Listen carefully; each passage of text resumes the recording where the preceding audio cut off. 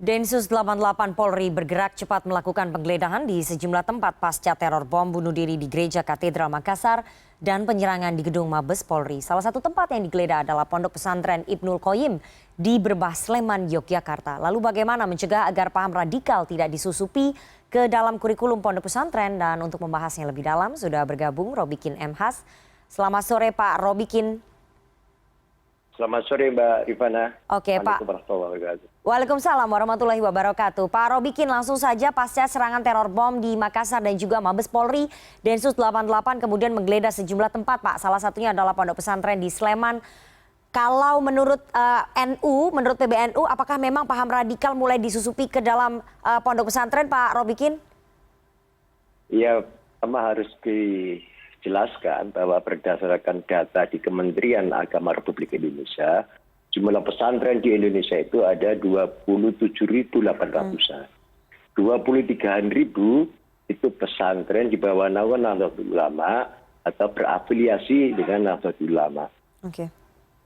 Nah, pesantren di lingkungan Nahdlatul Ulama pasti tidak ada ajaran radikal.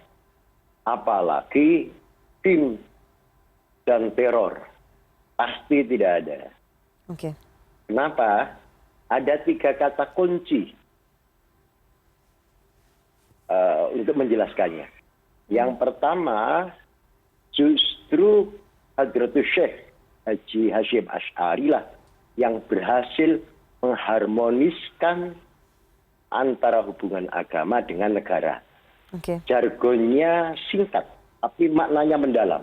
Hubbul waton minal iman. Nasionalisme bagian dari ajaran agama. Ya. Itu artinya Anda religius, maka harus nasionalis. Ya. Kalau Anda mengaku religius tapi ternyata tidak mencintai bangsa dan negaranya, maka religiusitas Anda layak dipertanyakan. Oke. Itu Hadratus Syekh Hasyim Asy'ari, pendiri Nahdlatul Ulama. Ya. Yang kedua, di lingkungan pesantren Nahdlatul Ulama, pendidikan yang berlangsung itu cukup mendalam. Ya. Mulai basic sampai expert lah. Expert. Sehingga orang paham betul apa itu fungsi agama. Termasuk apakah agama Islam ini merupakan ajaran cinta kasih dan kemanusiaan. Itu clear, tuntas. Bagi Nahdlatul Ulama, pemandangan kita, Islam itu juga agama kasih sayang, agama damai, agama cinta kasih, agama kemanusiaan. Okay. Yang ketiga, di lingkungan kita, itu adab itu menempati tempat yang tertinggi. Jadi ilmu saja tidak cukup, harus ada adab. Nah, karenanya pendidikan aktif di dalam agama, dalam agama itu ada 3 pilar. Pilar pertama akidah atau teologi, atau etikot, yang kedua adalah ritual, syariat lah. Yang ketiga adalah akhlak, moral, tasawuf. Nah, ini diajarkan dengan serius di lingkungan Nahdlatul Ulama, termasuk lembaga pendidikan umum di bawah naungan NU.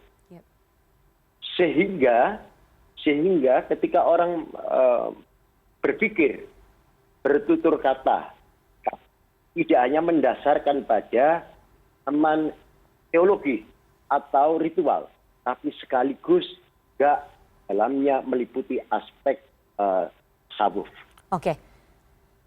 Ya, Pak Robikin, meskipun sebetulnya Densus 88 sah saja melakukan penggeledahan dimanapun begitu ya. Dan tadi Bapak sudah menjelaskan bahwa kurikulum yang diajarkan di Pondok Pesantren NU itu ada nasionalis dan juga religiusnya. Tapi ini nyatanya memang banyak sekali kemudian yang digeledah dan kemudian yang disebutkan terindikasi terafiliasi dengan jaringan kelompok tertentu. Apakah kemudian ini dikhawatirkan akan memberikan stigma buruk pada pondok pesantren, Pak Robikin? Ya, kalau soal ada beberapa pesantren yang disinyalir terpapar virus radikalisme, tidak bisa dipungkiri. Saya kira Polri ketika mengungkap itu bukan tanpa dasar, bukan tanpa fakta. Maka saya katakan tadi itu, pesantren 28 ribuan yang di bawah naungan NU tidak ada sama sekali. Kenapa di lingkungan NU tidak ada? Karena 3 poin tadi itu. Nah, poin saya adalah bahwa seharusnya metodologi yang disampaikan di dalam pendidikan agama di lingkungan pesantren itu diadopsi bukan saja oleh pesantren-pesantren lain dan lembaga pendidikan lain, tapi juga lebih-lebih pendidikan umum di bawah naungan pemerintah. Karena radikalisme itu juga banyak tumbuh di lingkungan pendidikan umum. Nah, di beberapa pesantren kita sebut saja oknum pesantren, tidak begitu. Poinnya apa Mbak Rifana? Karena mereka masih belum menerima nasionalisme sebagai bagian dari ajaran agama. Nasionalisme itu dianggap sistem kafir.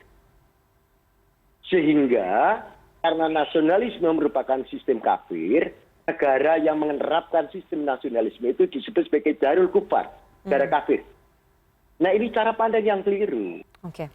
Karena dalam pandangan Islam, mendirikan negara Islam dan sistem khilafah, ya, itu tidak wajib. Bukan satu keharusan. Yang harus adalah setiap umat Islam harus jalankan syariat Islam, rukun iman, rukun Islam. Kalau suatu negara lalu melarang warga negaranya yang Islam misalnya sholat, zakat, puasa, haji dan seterusnya, maka boleh dilawan. Tapi kalau suatu negara itu tidak melakukan itu, maka nggak boleh dimusuhi. Ya, Pak Robikin, kalau tadi Anda menjamin bahwa di pesantren-pesantren NU itu tidak ada kemudian ajaran-ajaran yang menyimpang, dan tadi Anda juga menyebutkan bahwa kalaupun ada pondok pesantren yang kemudian disinyalir terafiliasi itu adalah oknum yang memang terpapar di situ. Lalu bagaimana Pak menghindarkan agar oknum-oknum tersebut kemudian tidak menyusup ke dalam pondok pesantren dan menyebarkan paham-paham radikal dan juga terorisme? Itu yang sulit, Pak Robikin, sebetulnya yang harus diwaspadai oleh pemerintah, begitu Pak? Iya, pertama-tama yang harus diberisi adalah cara pandang agamanya. Pertama, bahwa setiap agama diturunkan dari langit ke bumi ini adalah dalam rangka untuk memperbaiki karakter pribadi masing-masing orang yang secara kolektif sebagai bangsa dan negara, supaya terbangun peradaban yang maju, yang luhur. Nah, itu harus dipastikan. Jadi orang tidak boleh mengatakan bahwa yang penting saya berhubungan baik dengan Tuhan. Tidak bisa. Ukuran orang berhubungan baik, bisa kami hubungannya itu baik dengan Tuhan, dia harus menyayangi makhluk yang lain di bumi. Tetapi kalau orang mengklaim dirinya sudah merasa baik di mata Tuhan, tapi ternyata melakukan tindak kekerasan, melakukan aksi teror, apalagi melakukan pemboman misalnya, pasti itu ada yang tidak benar dalam pemahaman agamanya. Ini yang harus diluruskan. Ini yang harus diperbaiki.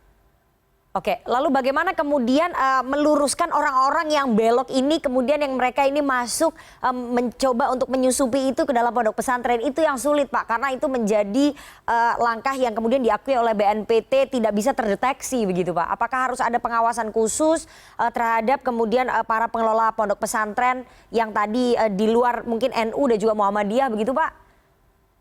Iya, kalau dilihat dari jumlah oknum yang terpapar, saya kira lebih banyak di luar pesantren. Perlu diketahui bahwa dari total 28.000 pesantren tadi itu, jumlah santrinya turunnya itu kurang lebih hanya 18-an juta. Bandingkan dengan lembaga pendidikan umum.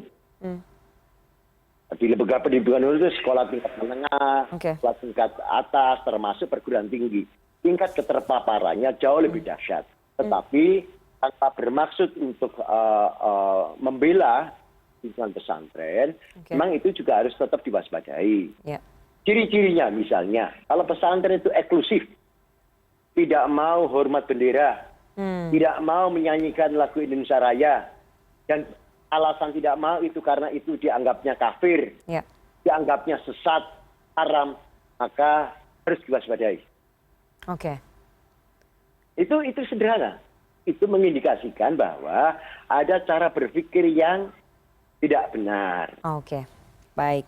Oke, Pak Robikin, dibutuhkan sebetulnya narasi-narasi kontra radikal begitu yang dimasukkan ke dalam kurikulum di pondok pesantren. Apakah kemudian NU yang memiliki banyak sekali pondok pesantren sudah menerapkan narasi-narasi kontra radikal itu Pak dalam kurikulum yang diajarkan kepada para siswanya Pak, para santrinya? Nahdlatul Ulama bukan hanya menyampaikan ini setelah kemerdekaan. Oke. Baik. Mohon maaf, saya harus sampaikan. Bahkan ketika sebelum kemerdekaan, yakni ketika Indonesia masih dalam penjajahan Belanda, pada Muktamar ke-11 tahun 1936 di Banjarmasin, Nahdlatul Ulama sudah membicarakan soal status kawasan Nusantara ini. Oke. Apa sama ulama Nahdlatul Ulama menyebutnya? Bukan Darul Kufar, bukan negara kafir. Meskipun Nahdlatul Ulama katakan jihad untuk melawan penjajah, tapi tidak menetapkan status negara ini sebagai negara kafir. Yang pemerintahnya, aparatus negaranya layak dibunuh, boleh dialirkan darahnya. Tidak, seperti ideologi terorisme itu. Nahdlatul Ulama menetapkan Nusantara sebagai Darussalam, kawasan damai. Kenapa? Karena meskipun di bawah penjajahan Belanda dan penjajah Belanda itu notabene beragama Kristen, umat Islam masih boleh menjalankan ibadah. Nah, kalau di dalam satu negara di mana pemerintahnya sudah memperbolehkan bahkan memfasilitasi umat Islam untuk melakukan peribadatan, menjalankan syariat agamanya, nah kok kemudian disebut negara kafir, itu cara berpikirnya bagaimana? Kenapa Mbak saya perlu tekankan itu, Mbak Rifana? Karena ada konsekuensi serius. Begitu ada penetapan Nusantara, Indonesia ini yang sudah merdeka, yang juga sudah mewajibkan warga negaranya menganut agama dan kepercayaan itu, disebut negara kafir, maka konsekuensinya mereka boleh memerangi, termasuk dengan bom. Konsekuensi berikutnya adalah menetapkan Indonesia itu sebagai Darul Harb, perang dan pertempuran. Hukum perang yang dipakai, muslihat, fitnah, hoax, dan seterusnya, untuk mencapai tujuannya. Nah, ini yang harus perkuat nasinya di seluruh lapisan masyarakat, lebih khusus lagi dunia pendidikan, mulai dari pendidikan dasar, menengah, sampai pendidikan tinggi. Jadi pendidikan agama jangan hanya melulu mengajarkan akidah, mengajarkan syariat ritual, tapi juga penanaman nilai-nilai nasionalisme. Ada dasar prinsip hubul watan minal iman. Yang kedua, pendidikan agama juga harus memasukkan pendidikan moral dalam lingkup pendidikan agama. Pendidikan moral kita ini masih berada di luar rumpun pendidikan agama. Nah, kalau itu yang terjadi, maka akhlak dianggap bukan merupakan kewajiban agama. Padahal Nabi Muhammad itu diutus oleh Allah, oleh Tuhan Yang Maha Esa, untuk menyempurnakan akhlak manusia agar harmoni dengan manusia yang lain, membedakan ras, suku, agama maupun latar belakang yang lain. Nah, kalau ini ditanamkan, diinternalize dengan baik di seluruh lembaga pendidikan, di swasta, pesantren, non pesantren, saya kira radikalisme akan kurang secara signifikan. Baik, semoga ajaran-ajaran beragama yang benar seperti yang tadi sudah disampaikan oleh Pak Robikin ini bisa diterapkan di dalam semua lapisan pendidikan, baik pendidikan umum dan juga pendidikan pondok pesantren, dan juga narasi-narasi kontra radikalisme juga terus disuarakan, dan kehidupan nasionalisme dan juga kemudian religiusitas itu bisa berjalan beriringan begitu ya Pak ya. Terima kasih sekali Pak Robikin M. Has, Ketua PBNU, atas wejangannya. Ya, dan waktunya kepada CNN Indonesia Newsroom sore hari ini.